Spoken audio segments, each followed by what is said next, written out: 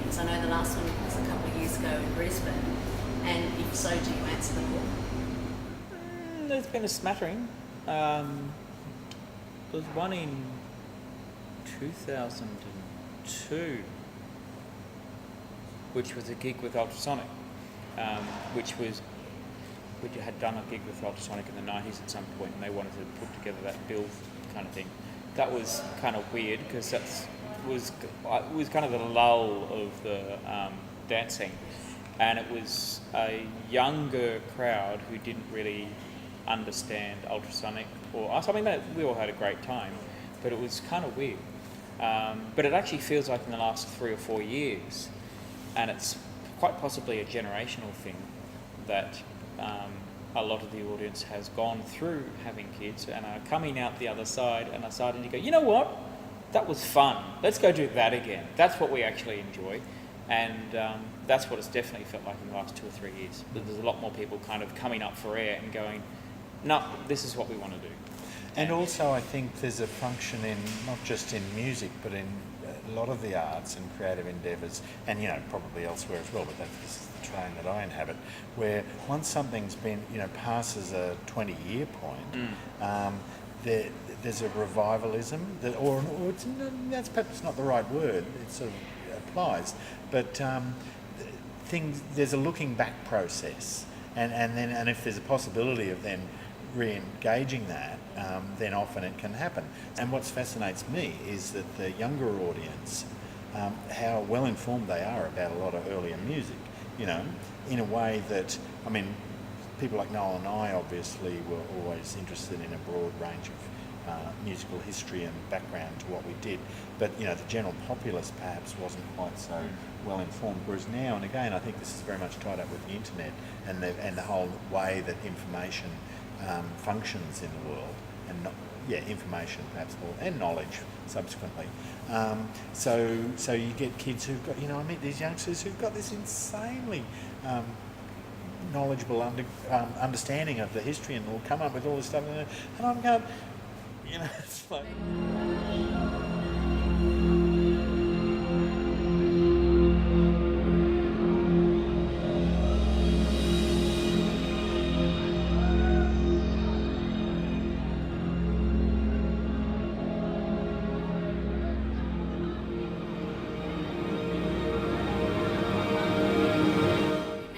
Sonic that you worked supported. Personally, I wanted to know how it was working with D-Mob. Oh, that was a bit before Tim's time. That was 90 or 91, I think. That was like the second gig we did, and it was. I found a photo from that gig, and we had A-frames and keyboards in cardboard boxes, and we rebuilt the whole studio on stage, and D-Mob came out and it was Kathy Dennis and a DAT player and an MC, and you had this show envy to go, you just rock up and put on a nice dress and off you go. But she was absolutely lovely. Kathy Dennis was exceptionally lovely and polite and fantastic, and it was. The gig was torturous and strange, and a lot of learning came from it. Thank you. Yeah. So I wanted to touch on your music making toys and your visual toys, and there's a lot in our community that are interested, whether they're making music in their lounge room or doing it professionally. And personally, I'm intrigued with your Leap Motion machine. Can you tell us about what toys you like, what toys you've used before? Do you like the new ones, the old ones? Well, they're all good and they're all rubbish at the same time. There's a lot more toys that are much, much cheaper now, which is great, which is fantastic. We were noting the magnitude of the shrinkage in our rigs, that we're able to pull off the same notional interaction, the same level of interaction that we had, which is an exercise we went through 2 years ago. Was how do we reconstruct this without necessarily using the same technology, because not all of it's necessarily working, but also retain all of those intentions.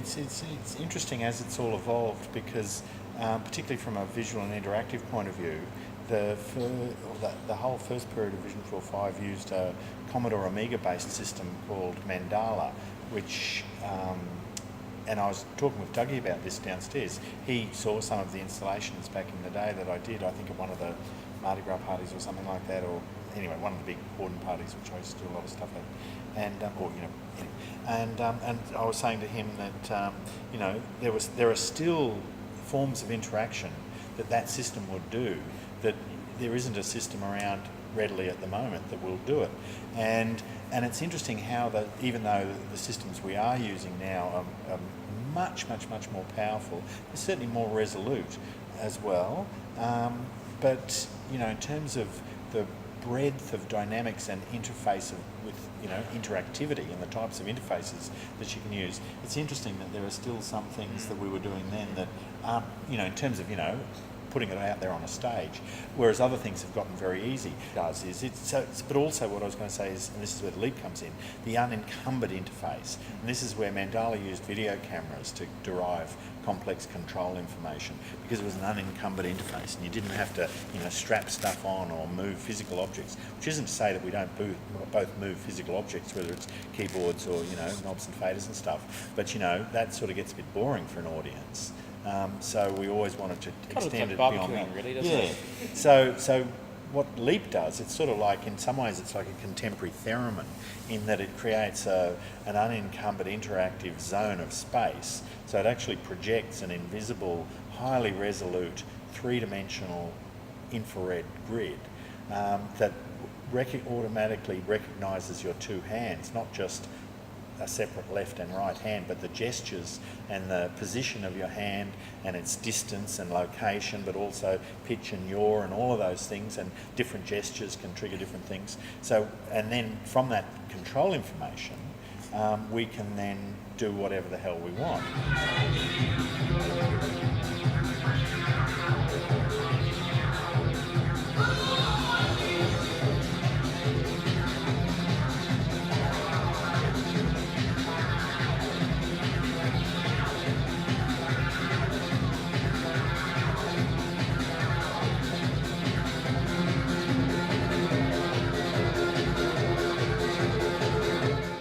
Very consciously did was using other sensors.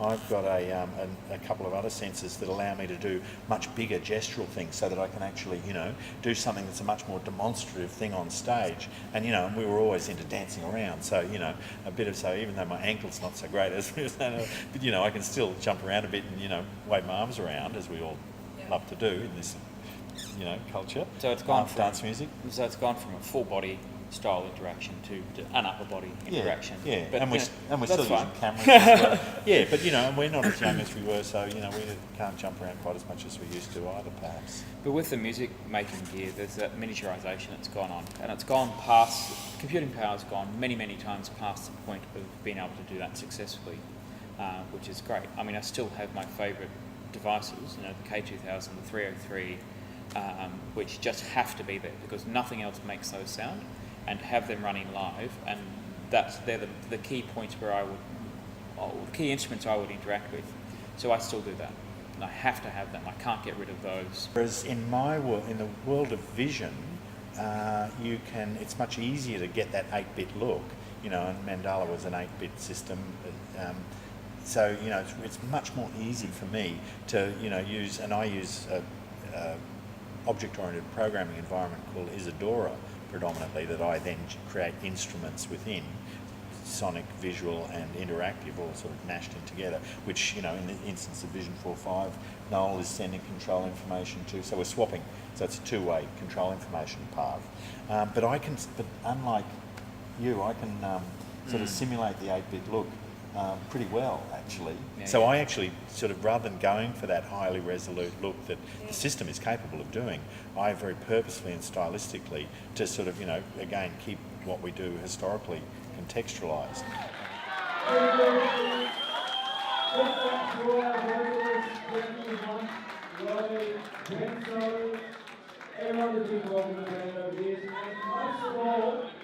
Big thanks to Sydney, Rave, history.